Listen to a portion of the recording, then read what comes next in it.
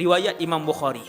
Kata Nabi, antara fitnah Dajjal sesungguhnya bersama dengan Dajjal itu ada air dan ada api.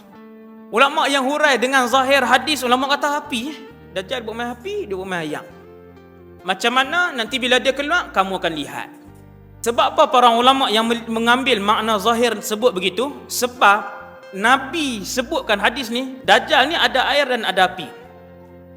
Apa yang dilihat oleh orang akan api, itu sebenarnya air yang sejuk. Dan apa yang dilihat orang akan air, itu sebenarnya api yang membakar. Maka sesiapa di antara kamu yang bertemu dengan keadaan itu, hendaklah dia melemparkan dirinya ke dalam kawasan yang dikatakan api neraka itu. Tuan-tuan tengok teks Arab Sahih Bukhari ni, Nabi kata falyaqa' fil ladzi yara annahu nar.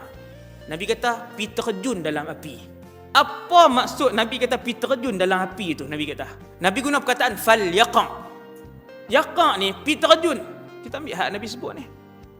Maka Nabi kata hendaklah dia melemparkan dirinya ke dalam kawasan yang dikatakan api, kerana sebenarnya ia adalah air yang dingin lagi lazat. Fitnah Dajjal yang membuatkan ramai orang akan binasa.